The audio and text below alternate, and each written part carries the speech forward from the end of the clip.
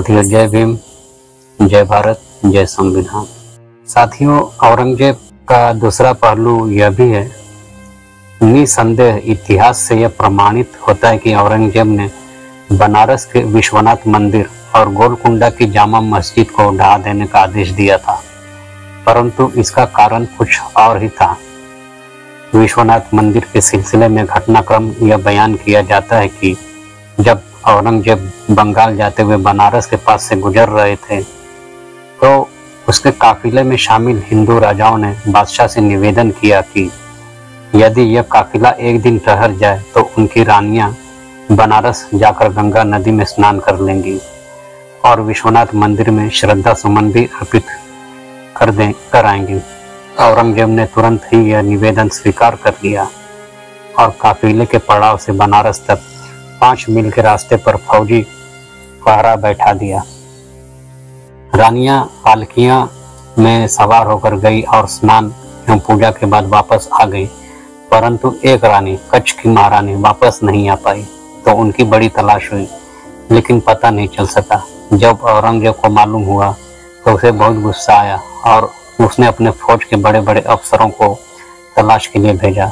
आखिर उन अफसरों ने मंदिर में देखा कि गणेश की मूर्ति जो दीवार में जड़ी हुई है हिलती है। उन्होंने मूर्ति हटवा कर देखा तो तहखाने की सीढ़ी मिली और गुमशुदा रानी उसी में पड़ी रो रही थी।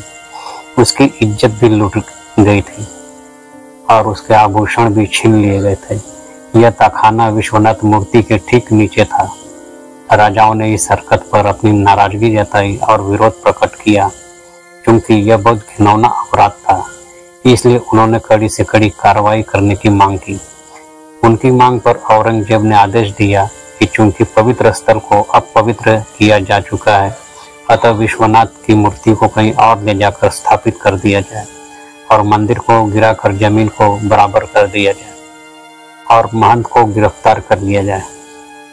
साथियों, वहीं डॉक्टर पट्टाभी सीतारामैया ने अपनी प्रसिद्ध पुस्तक the feathers and the stones में इस घटना को दस्तावेजों के आधार पर प्रमाणित भी किया है। पटना म्यूजियम के पूर्व क्यूरेटर डॉक्टर P.L. गुप्ता ने भी इस घटना की पुष्टि की है। वहीं गोलकुंडा हैदराबाद की जामा मस्जिद की घटना यह है कि वहां के राजा, जो तानाशाह के नाम से प्रसिद्ध है, रियासत की मालगुजारी वसूल करने के बाद दिल्ली का हिस्सा नहीं भेजते थे। कुछ ही वर्षों में यह रकम करोड़ों की हो गई। तानाशाह ने यह खजाना एक जमीन में दबाकर उस पर मस्जिद बनवा दी।